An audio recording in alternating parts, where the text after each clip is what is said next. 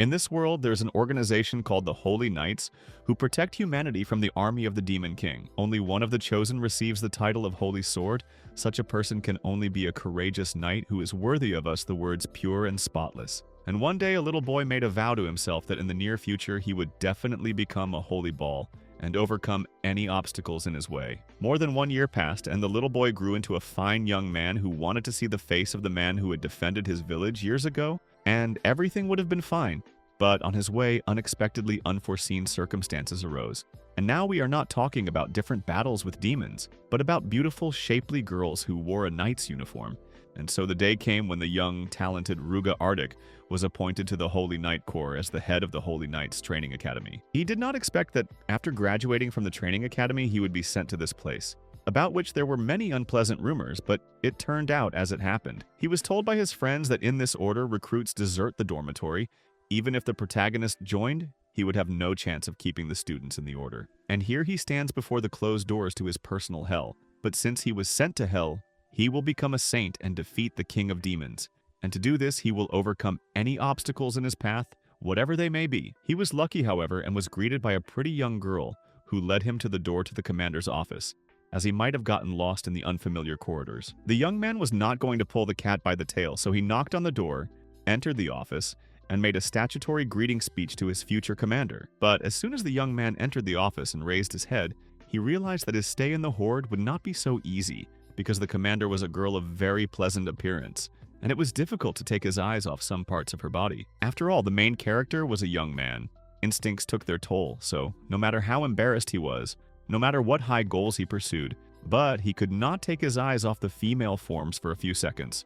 In order to recover, he even hurt his hand, clenching his fists so hard that he realized he was behaving inappropriately like a real dork, because Leona held an important position in the Holy Order, and he should treat her accordingly. So he pulled himself together, saying that he was willing to die when the girl ordered him to, so she could feel free to ask anything she saw fit and give him orders and send him out for various errands. Leona, on the other hand, said that the guy could call her by her first name, for the right thing to do would be to build a friendship between her as commander of the order and him as her starter. But there was another girl in the office who was sure that the commander shouldn't be so friendly with the new deputy commander, because soon he would be leaving their order like everyone else. Leona didn't like the behavior of her childhood friend, who was too rude to their new member of the order. So the girl asked her friend to be a little more polite and not scare off the new members and try to show her best self. Ruga did not know how to behave, for Carla was too unfriendly and hardly met the characterization of a kind, sympathetic, and good girl. That was the end of the introduction, and Leona was going to show Ruga all the facilities of the Sixth Order,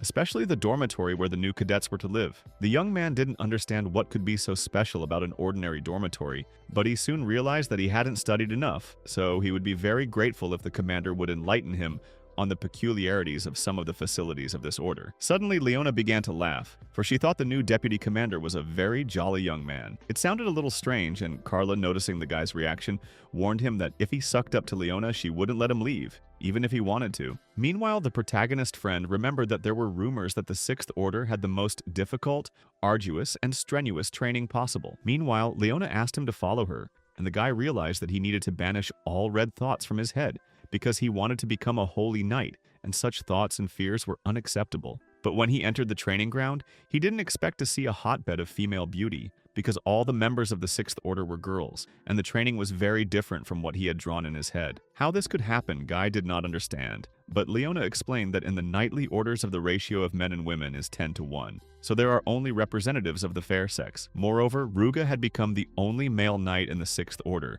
and she officially and joyfully congratulated him on that. Only the problem was that the main character was not informed that he was being sent to a strictly female collective, in which he would be the only guy, so it even seemed to him that it was some kind of evil joke or mistake, but there was no joke, no mistake. He also had to remember that since it was a strictly female order, he had to follow a strict set of rules to avoid becoming a sex offender and going to prison, since they would have to live under the same roof for quite some time. One wrong move, and this sort of thing could really happen, for example, if a guy inadvertently climbs into the bathhouse when the girls are gathered in it. The protagonist, on the other hand, did not understand how Leona could agree that her order meant a deputy male. But the girl heard from the director that Ruga is a serious and honest young man, so she has nothing to worry about. Except the problem was that the main character was a normal young man with no libido problems, and he was far from being a saint, so there was a possibility that at some point he might be attracted to this or that girl. It was clear to him now why other knights after deployment had fled this order immediately after their appointment. So he decided that he would consider everything that was happening here as part of his psychological training. For this, he had to calm down and accept the fact that he was surrounded by only girls, take control of his feelings and emotions, and not let them prevent him from achieving his goal. So he made a decision not to follow his foul desires and thoughts in the name of the Order of Holy Knights, no matter how hard it was for him. But when he came to the training ground where the girls were already practicing, he suddenly realized that this whole situation could lead to very bad results. Nevertheless, the young man realized that all the members of this order were very lucky to have a commander, and each girl had very good prospects for the future. But he needed to pull himself together, which he did, saying that as deputy commander he would do everything he could to help the knights develop and become better. But in order to show what Ruga is capable of, Leona offered him to take part in a friendly sparring. The guy did not dare to refuse. Meanwhile, Carla realized that this young man was unlikely to be able to defeat the commander at the others. For some reason, thought it would be a mock fight. It only took one look at Leona to realize that this is going to be no joke. She's going to be fighting at full strength. In the moment, the new hero felt a little uneasy, for everyone around him said that the commander of the 6th squad was light, but he felt that there was too much and dense energy raging within her. Distracted looking around was no longer an option for the young man, so if it wasn't for his good reactions, he would have been injured. But as it was, he was able to block the commander's blow. The girls watched the fight carefully, concluding that it was a pretty good battle. Carla also noticed that Leona was in good spirits today. It turned out that many girls from the 6th Order had repeatedly faced the gazes of men, and some of them had even been attacked. So they abandoned everything connected to their past and joined the order to learn how to protect themselves, since there was no one else to protect them. However, the girl with the carry suddenly thought of all the men who come into their order, hunting for their bodies. But Carla was sure that since the past men they were able to push out of their lives, they would be able to send this guy home too, and live on without worrying about anything. Meanwhile, the fight continued, and with each minute Rug was getting harder and harder to hold back Leona's onslaught. He felt he might lose. Besides, he couldn't concentrate because every time the girl attacked him, the buttons on her blouse came undone a little and drew his gaze to certain parts of her body. Blocking another blow, the young man realized that the decisive power of her beauty was too much. He shouldn't have said that living in this group was part of his mental preparation. It was impossible to prepare for this. It suddenly occurred to him that after this moment, he wouldn't be able to train for battle while remembering the beautiful sights of Leona's 2 ripe melons. But Ruga remembered his goal and that he was set on fencing, so he closed his eyes and decided to act on instinct. It helped him dodge the girl's next attack. No matter how many times Leona tried to strike her deputy, she failed. As he dodged with a sound, it was difficult, but not impossible. Yes, the young man managed to avoid punches and not get set up, but at some point something went wrong. He couldn't understand what had just happened after all. He hadn't even felt the sword, and suddenly he saw an ordinary button on the ground. As the young man looked up from the buttons, he saw Leon's blouse unbuttoned, revealing a gorgeous view. The guy couldn't take his eyes off this picture, so the girl decided to hit him to get him to stop staring at her. Moreover, she stabbed 2 fingers into the young man's eyes, nearly gouging them out.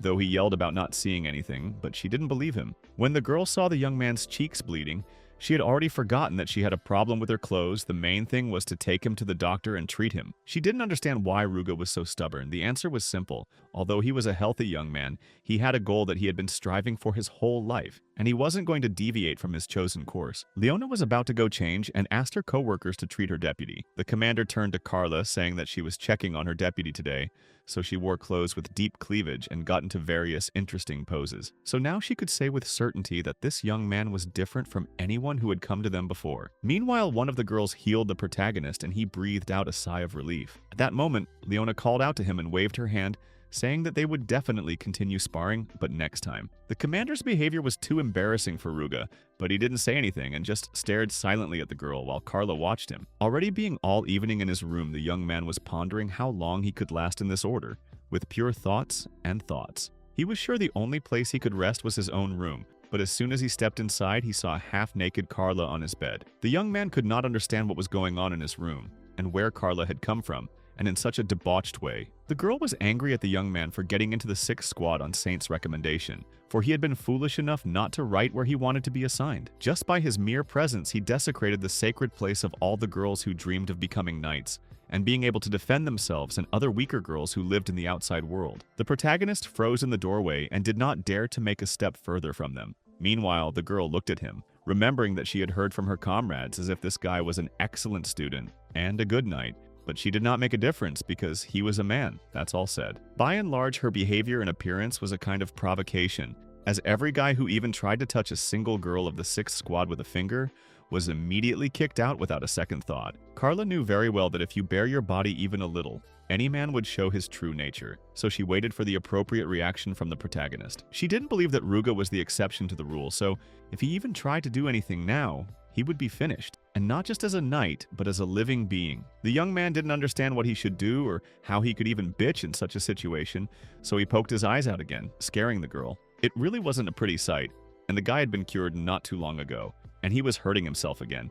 And Carla couldn't stop him. Yes, she tried to approach him and help him. He wouldn't let the girl near him. He ordered her to put something on before approaching him. Of this kind of thing, it was better to keep her distance. But Carla started to resent it loudly because there was no time to waste and they needed to heal the protagonist quickly. But he was against it until the girl got dressed and covered her nakedness. The girl did not expect her new boss to be so stubborn. Nevertheless, she accepted his terms of the game and asked him to accept her, as she needed to examine and treat him, and that was out of the question. But he still covered his eyes with his hands and demanded that the girl put something on herself, and only then proceeded to treat her. But she came to the young man's room only in what she came in, and did not take other clothes with her, so she decided to look in his closet and take something from there. On the other hand, she didn't understand why she should wear men's clothes, although they were not much different from the usual knight's uniform.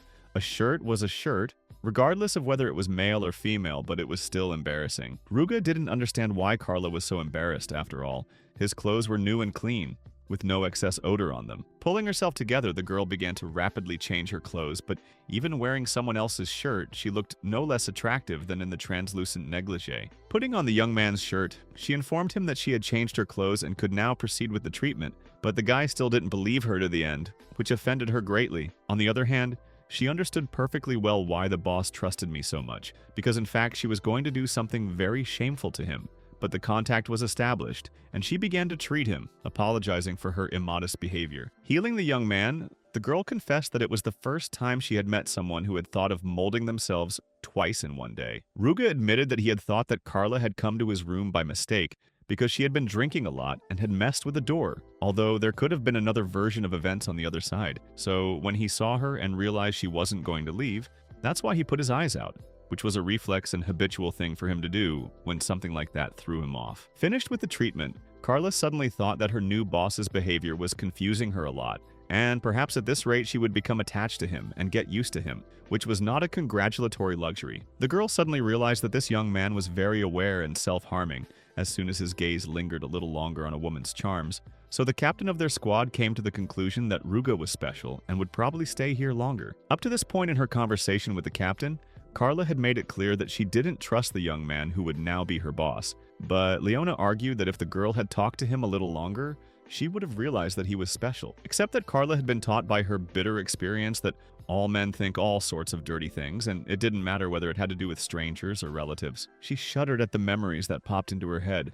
So repulsive were they. Therefore, the girl by all means decided to bring the main character out into the open and catch him in the hot seat to prove Leon's right. And now she was in a man's shirt in the room of a young man who was asking her the logical question for what purpose she had come into someone else's room, what she was trying to accomplish by her improper behavior. This moment, Carla suddenly realized that she hadn't thought of any way she could justify her behavior. Another time it would have been resolved. But now the protagonist wasn't guilty of anything, and the guilt of the Damocles sword hung over her head. So she got embarrassed and started babbling something unrelated about how she thought the main character wasn't feeling well. Something was bothering him, since he was the only male in their order. So she decided to come check it out, and things like that. Certainly the young man did not believe such incoherent speech. Carla was frightened, because before such incoherent statements were taken at face value, and nothing more had to be said. Nevertheless, the young man did not aggravate the situation, and said that he was flattered by such care and concern on the part of the girl. Moreover, she made him truly happy today, for which he thanked her sincerely and from the bottom of his heart. This moment, he looked so sweet and innocent that Carla couldn't help but gaze at him and feel embarrassed at such praise. The guilt hit the girl on the head, plus the young man had asked Carla not to walk around in just her underwear anymore, and not to come into his room like that, as it was a little too much. At that moment, the girl realized that the situation was out of control, because before it was not possible to keep everything quiet.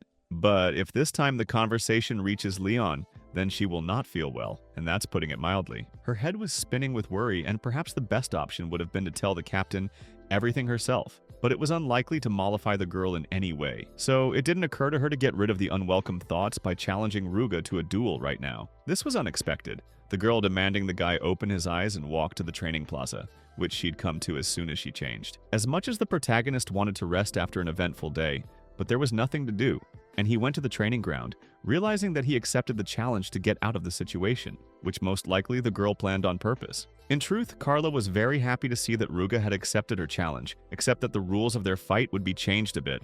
The one who got the opponent first would win, and the knight who loses in this duel will have to fulfill one small task. That is to say, something interesting. Initially, the young man was not going to agree to such conditions, but after looking at the expression on his opponent's face, he realized that the girl looked very angry. So he had no choice but to agree in order not to upset her even more. Now she was perfectly content as everything was going according to her plan. Ruga hoped that after this fight, Carla would forgive him. In truth, the protagonist did not really want to meet girls in battle, even in training, because every time they made a swing of the sword, he involuntarily paid attention to what he should not pay attention to if he wanted to become a holy knight.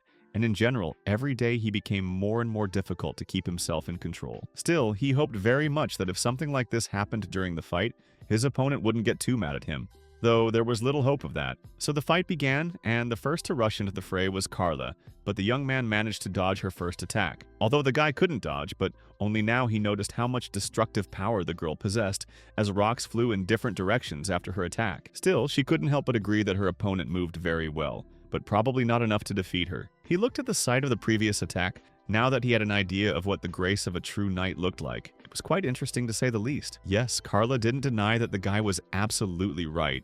Her grace was power, which was perfect for many battles, including this one. Grace is a special divine power that every person born into this world receives. When a child reaches the age of 10, he or she is taken to church where his or her dormant power is awakened. It is now clear the speed of the blow and the leap with which the girl dodged the attack were all the result of her innate and God-given grace. She also admitted that she can break the huge arm of any giant with one blow, and the one who underestimates her will feel her power on himself. To such people, she obviously listed the main character. But she didn't have to worry about that, because in battle, Ruga kills both women and men who stand in his way of achieving his goal, said in a defiant and arrogant way. But what can you do? A fight is a fight. Once again, the blades clashed, but the protagonist managed to block Carla's blow, though she offered quite a bit of strength to break through the guy's defenses. It was quite entertaining, so the girl stepped out of range of his attack, then rushed back into the fray, crossing their swords. Carla's tactics were quite intriguing. She would attack first and then retreat a decent distance away, using force while keeping her blows quite heavy. But she lacked patience, so the intensity of her attacks was too high, and it seemed to her that the young man had no right to stand by and do nothing when she was trying to hurt him. Moreover, after the last attack, she took and chopped his sword into 2 pieces, sending one of them flying to the moon. With the stump, of course, it was quite difficult to even continue the fight, so the girl was wondering what the deputy captain thought to do next. But he was not going to give up because he realized that the girl would not accept his defeat. And he was right, because Carla noticed that he didn't use his grace during the fight, and he didn't use his power during the training session with Leon either, which was curious and strange. Truth be told, the young man decided to admit that he didn't particularly like his personal grace, plus it was quite difficult for him to use it during battle. He should not have started talking like that, it only fueled the girl's curiosity.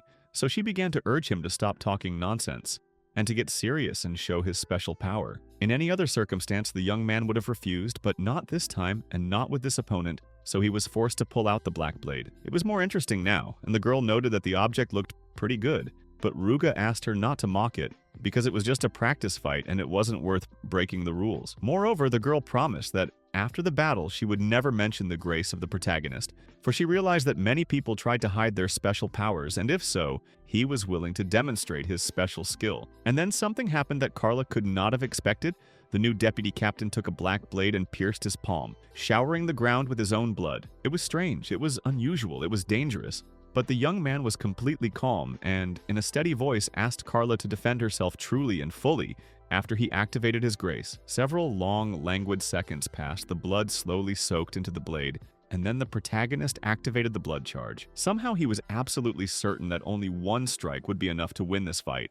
So powerful it had to be. And next, something truly incredible began to happen, as a huge beam of light soared into the sky, creating a wall of unconcealed, terrifying, frightening energy. And the next thing, the girl couldn't even react or even try to defend herself. The beam of that most terrifying energy was directed at her, hitting her with all its might, knocking a groan of pain and loss from her. It was painful and humiliating. The girl began to cough up blood. Her consciousness began to fog, but she grasped at the thought that she had no right to lose to some guy.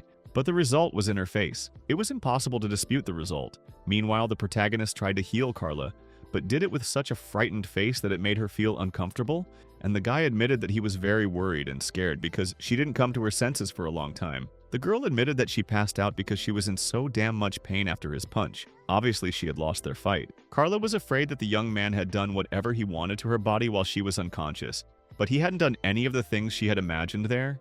He had just patched her up a bit. But now she recognized that the guy was really different, and the level of swordsmanship he showed could not be achieved by any lecherous bad man, and Ruga was worthy of being their deputy squad captain. Carla couldn't deny that she had lost, but at the same time her motivation soared to unprecedented heights as she felt the huge difference in strength. And now she wanted to reach the same level. Only now the young man was not going to demand from the girl the fulfillment of one more condition of their duel. Namely, Ruga was not going to demand from the girl some meaningful words after all. This is not the Holy War, and she did not give him any oaths. Carla was well aware that the young man would take her place within a month, but in fact she had wanted to kick him out very badly up to that point. But now she realizes that she can put it on him during a fight. She asked him to keep it up, and to fulfill his duties as deputy commander well, and was even willing to shake his hand, so much had he earned her trust. But they began to squeak the promise with a handshake, as the girl became very embarrassed and began to chase the young man out of the training field, even though she had called him here herself until that moment. A new day came, and the protagonist woke up at dawn in his own room, and this time, without adventure. It had been quite some time since he had been part of the 6th Squad, and had taken the position of vice captain. To tell the truth, he had already gotten used to life here, to the local routine, and gradually gained the trust of all the members of the squad, who every day treated him more and more friendly. He looked out the window and realized that the weather today was just delightful, sunny and warm. On days like this, it would be great to go outside and practice on the field. But there was one small and unpleasant thing, namely the physiological reaction of the body that many young men of his age suffered from, especially in the morning, and the very interesting and intriguing thoughts that popped into his head at the sight of girls on the training field. Especially the girls who were in the 6th Squad became attached to the young man. When they come to his room, they wanted to play, and it was hard for him to keep himself in control, and because of that he could not even his own room to relax. After a few minutes, he scolded himself for such thoughts, fantasies, and behavior in general. So he decided to get up, get dressed, and get on with things, since he'd spent the whole morning doing nothing. He then headed for the dining room, but as soon as he opened the doors, he realized that no one was visible inside, which made him think that the atmosphere in the building was not much different from that of his recent erotic dream. Though no, after a few minutes, he considered that sitting at the table were Leona and Carla, who didn't mind sleeping some more, but business demanded an immediate rise. Ruga couldn't take his eyes off the captain. It seemed to him that the button on her blouse was about to come off. The fabric was so tight he wanted to gouge his eyes out again. And yes, he was looking at water because a few seconds later the button came off, revealing a beautiful female form and flew right into his eye. The young man was really hurt, although on the other hand he didn't have to poke his own eyes out. Carla gloated, thinking that her friend was on top of her game as usual, and kissed the guy's eye so that he wouldn't look where he wasn't asked. In addition, the girl noticed that this time and the main character did not try to blind himself, but just tilted his head to avoid looking. Leona was embarrassed and decided to go change clothes, so as not to attract unnecessary attention. Meanwhile, while Leona was doing her business, Carla decided to treat her vice captain and allowed him to open his eyes since the captain had long since left. The girl even decided to cheer him up a bit, saying that she could see and understood perfectly well that Ruga was trying to be considerate, so what had just happened was not his fault, so he should calm down and have some tea. Once again, the young man realized that Carla, although trying to appear cold-blooded, was actually a very kind girl who everyone around liked. Only this time she decided to take the initiative and ask the main character a very personal question. She wondered if he does not like girls and he prefers guys. The question was unexpected, personal, so from surprise the protagonist did not hold back, choked on his tea and spit it right in the girl's face. The tea was hot, so Carla was very hurt, and now Ruga had to treat her a little and try to change for her intemperance.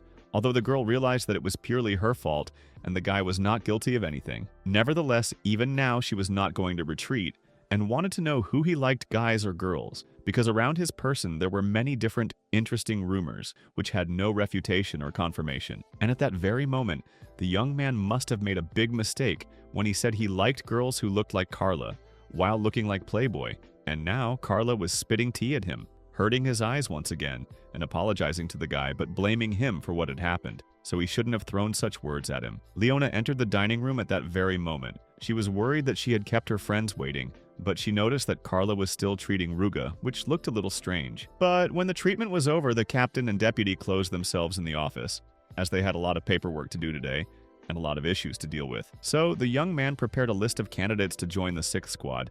The girl had to read it carefully and decide who this year they will accept into their ranks. Leona, on the other hand, felt that recruitment should be a little later. This year's recruitment was too early and raised questions. As soon as she started studying the forms, she realized that all the candidates were not from the Academy of Holy Knights, but had taken the general courses.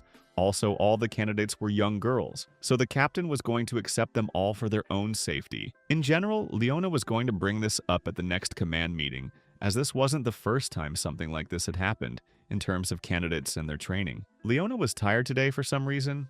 All the paperwork was draining her energy. There were a lot of people who wanted to join the order, and the budget had to be sorted out. And although she wanted to rest, she wouldn't be able to rest today. In addition, competitions were soon to be held, and it was necessary to select representatives from the 6th Order who would take an active part in these competitions. These competitions are held to strengthen friendships and improve skills. Teams compete to get rewards, and there are always 5 people from each squad. But since the 6th squad was special, it had the right to compete with the 4th squad. At this stage of the work, Leona revived and ordered the protagonist to take an active part in testing candidates and choose the best of the best for the competition. Because in the past she was always alone in this matter, now it will be much more fun and easier. Ruga was ready to help the girl with this task if she was not embarrassed by his inexperience in such matters, but Leona was not embarrassed by anything, as she considered herself lucky to have a deputy. They did a lot of paperwork for quite a while, and at some point they finished. The girl lay down on the table, realizing that they had worked very hard today, and her neck and shoulders were even stiff. Ruga looked at her and realized that it would be ideal to eat something now and get some more work done after the lunch break. Only problem was, Leona didn't like to cook, so she asked her deputy to go to the kitchen, look for groceries, and make something delicious for herself and her. The young man didn't have to be persuaded twice. In the kitchen, he found a tomato, lettuce, cheese, ham.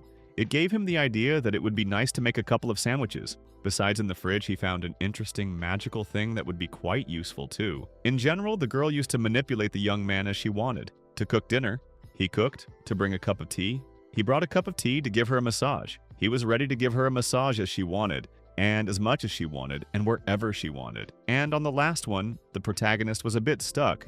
As he began to imagine all sorts of obscenities, Leona saw his silence in her own way and praised him for a delicious sandwich. After that, Ruga thawed out a bit and started asking the girl about whether she really wanted him to personally give her a massage. But she didn't understand what had caused such a violent reaction. Rook explained that he had heard rumors that girls didn't like it very much when their bodies were touched by someone else, especially if it was a male stranger. But the girl was sure that she could trust the protagonist, which caused him a heavy sigh because you cannot let guys, in his opinion, and him including him, touch themselves. Except the only guy she'd asked for a massage after a hard day's work was Ruga.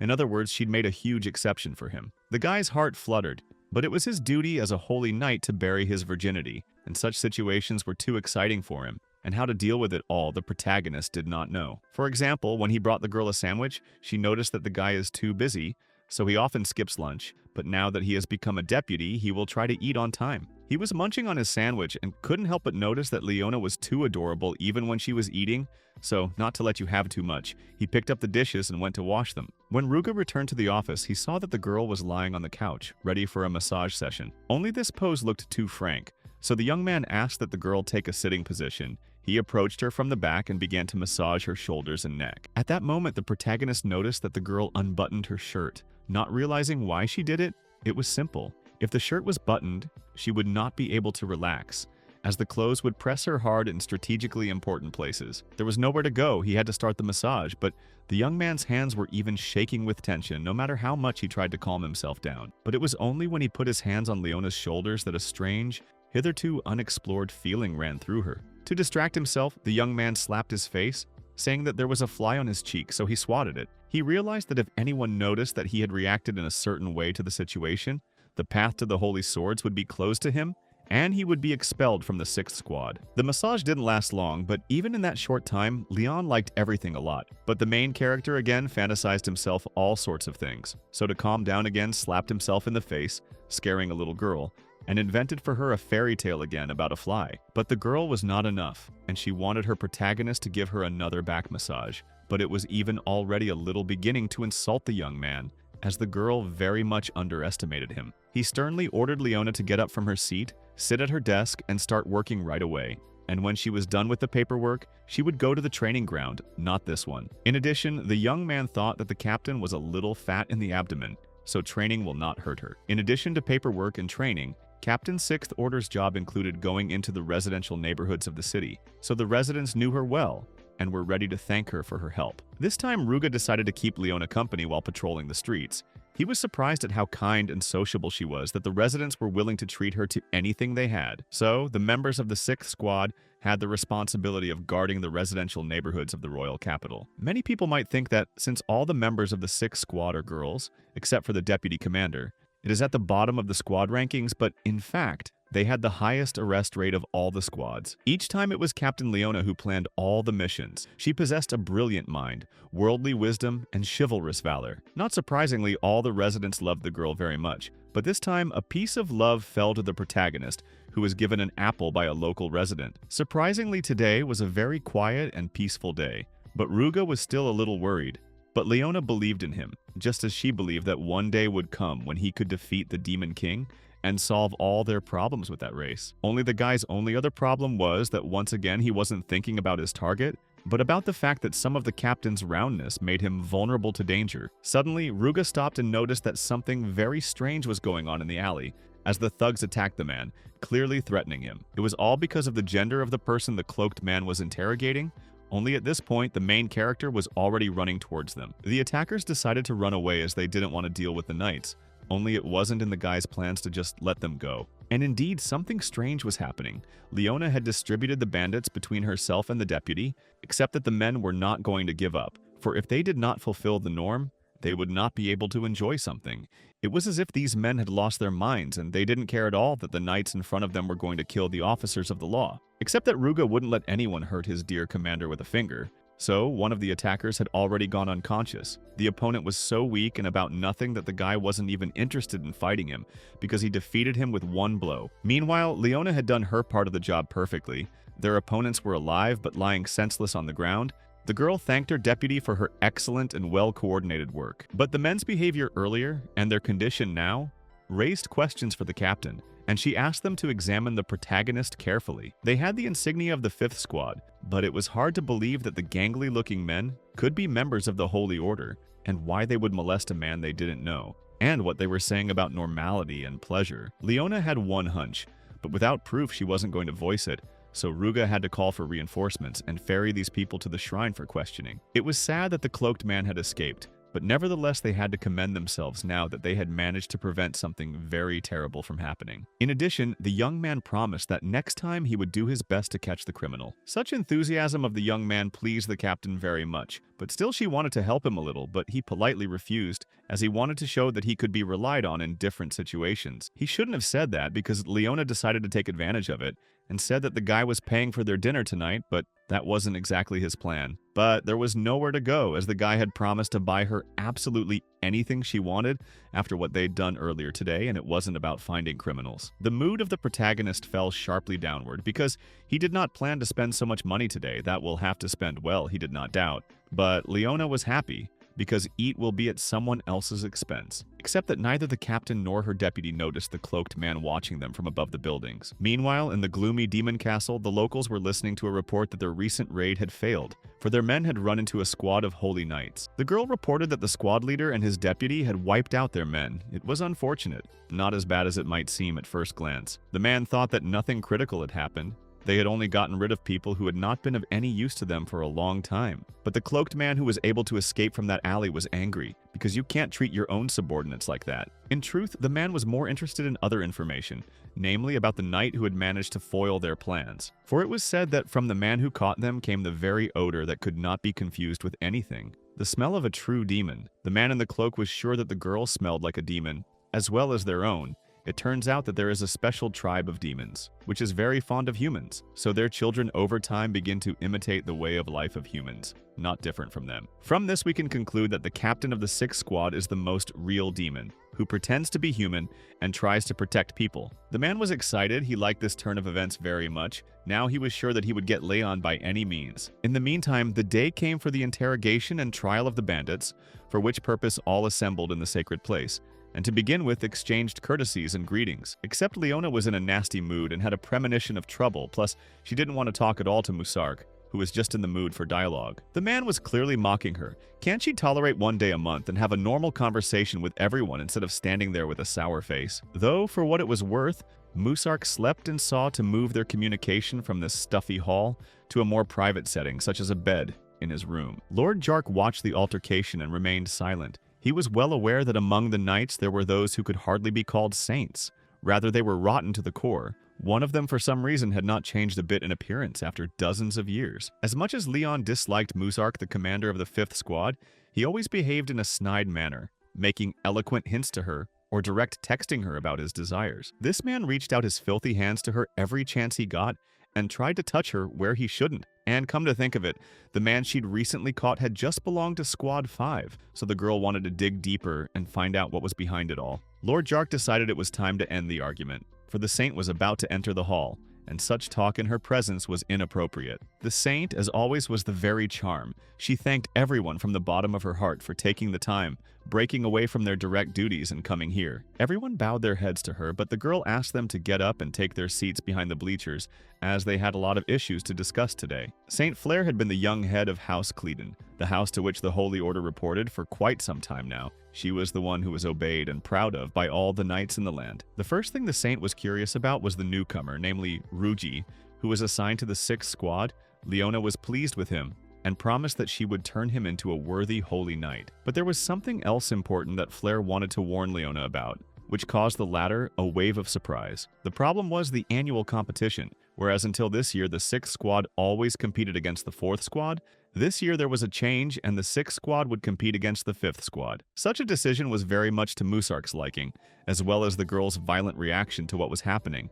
Because her pretty face reflected so many different emotions, I just didn't want her to start frowning. It all looked very suspicious, so the girl very urgently asked the saint to explain to her on what grounds all these changes had taken place. For quite some time Flaggett remained silent, but her answer was painfully unexalted, as the reason for her decision was a generous donation. Exactly. Mazurk did not hesitate to pay money to the saint, or rather to make a generous donation from taxes. And it does not matter that this money is collected in the quarter of pleasure. Money does not smell, and the goal helps to achieve. Leona's indignation was boundless. She didn't understand how a knight could act like this, how the members of the 5th Squad, instead of protecting people, become criminals themselves. Could it be possible to turn a blind eye and pretend that nothing was going on? Oh, the girl didn't have to worry about that because all the guilty were found, their punishments were received, they were expelled from the order, and so the problem was solved without much trouble. Except that Leona was well aware that nothing had been done, and Mazurk continued to commit heinous acts, and everyone would continue to turn a blind eye to it since he brought the most income to the Holy Order. But it was not only in this matter that Leona was in the minority, but in the rest as well. For Lord Jark supported Mazurk in all things. It was obvious that in such a situation the girl could not stand without support. Besides, the men frankly realized that she could not do anything to them, and her word does not solve much. But even the saint would not support Leona, so she had no choice but to accept the unfair decision. On this sad note, though to some quite pleasant, the saint ended their meeting, hoping that the goddess would bestow her blessing upon each. Meanwhile, after the meeting, Mazurk decided to approach the girl. They had such a great opportunity to talk and discuss all the details of the future competition, because it is necessary to do everything to make all the team members happy and enjoy the process. But Leona didn't want to deal with the 5th Squad, but her desire didn't bother anyone.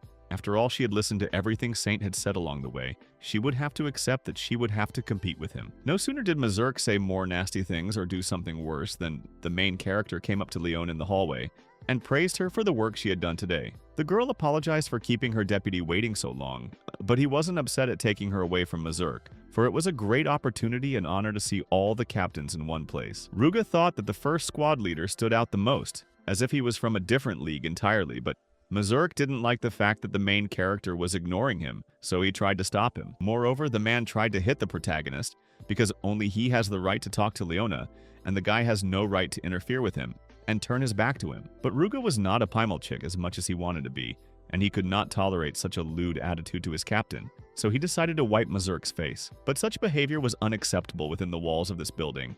And in addition, Saint came out into the corridor and ordered the young men to stop fighting. For a few seconds, everyone froze in their seats and couldn't move. And Saint reminded them that they were knights and were in a sacred place where they shouldn't behave in such a way.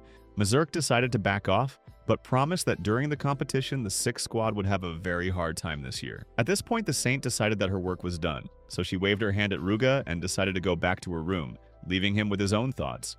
But the main character, as always, wasn't worried about himself. He was worried about his captain. But Leona was doing well right now, so he shouldn't worry about her too much. Nevertheless, the girl was worried that now the guy might have serious difficulties on the way to his dream, because to become a holy knight, you need to get the approval of the other captains and the saint herself. By and large, now the other squad captains could have the wrong opinion of the protagonist, and all because of Leona, she was very much worried about it, realizing the seriousness and importance of the situation. In addition, Ruga believed that no man, a normal man, who had seen the situation earlier, would have stood aside and helped the girl, because if he couldn't do that, then what kind of a holy knight was he? Therefore, based on his life guidelines and principles, he made the only right decision for himself, which he did not regret one bit. Truth be told, for Leona's sake, no one had ever done anything like that, so the girl was covered in a thick blush of embarrassment. But if that situation was over with, the real problems they had were just beginning, and they needed to prepare for them in advance. Leona was well aware of the fact that Musark would not stop,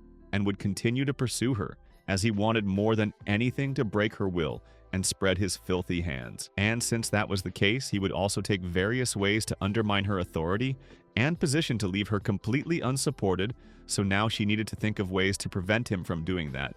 Her musings were interrupted by Ruga. She admitted to overthinking it, and there was a lot to think about, for she had to think through the details of the upcoming match with Squad 5, which was not going to be an easy one. At this moment, Ruga walked over to her, took her hand, stood like that for a while, and concluded that she was too nervous. Her hands were even shaking, which was not good. Moreover, there was something that the protagonist had to say to the girl, but she was embarrassed, thinking that a confession was about to happen, and tried to stop him from taking that step. Except it wasn't a confession at all. The guy had trivialized it by asking her for official permission to take a woman's bath. But the day of the match between the 5th and 6th squads came. The arena was packed with a huge number of spectators. There was no place to fall. The main character stood and waited his turn. Leona worried if he was okay, for he looked like a strung arrow. The young man was still rather calm after all. It was his own choice, though the girl doubted he was choosing all this for himself. Moreover, the guy confessed that he loved Leona as well as all the other members of the 6th squad. This despite the fact that Carla was always teasing him. But he had fun with the girls. He appreciated every smile and every kind word. So today he will protect what he loves the most. It was beautiful but sad at the same time, and Leona apologized to Ruga for putting this burden of responsibility on his shoulders. But the only one to blame for what was happening now was Mazurk, and the protagonist hoped to wipe the smile off his smarmy face and make him pay for all of Leona's experiences. Leona was very embarrassed, but she wanted to share a little of her lair with the young man before the start of the competition. After all, he must win, and even so, but she will help him. But it looked very intimate from the outside, so Carla thought to herself a little and wrongly when she saw the two of them together in the cubbyhole. It was time to enter the arena. Carla suggested that everyone believe in themselves and their own strength, because if they won, or rather when they won, they would be rewarded, and afterwards they would celebrate long and loudly. Leona, Ruga, and Clara were joined by Mia and Rafia. They were also determined to win this fight, so without a shadow of a doubt, all the members of the 6th squad gathered to enter the arena to defeat their opponents. And now all the contestants lined up in the arena in 2 rows opposite each other. Mazurk judged Ruga by himself, and thought he must be very happy to be the only male among the girls of the 6th squad, wondering what he had done to be sent there. By and large, the protagonist did nothing for this. It's just that luck smiles on some people and turns its heel to others. The captain of the 5th squad didn't succeed in hurting the protagonist, so he turned his attention to Leona and suggested that she forget about the match and go somewhere private with him. Besides, she's being mean for nothing, because he's like a spider who weaves his webs, sets them up, and waits until the victim is caught in his web, and then he plays with the poor girl, and he'll play with her too until he breaks her, until she gives up. That's the most satisfying and delicious part.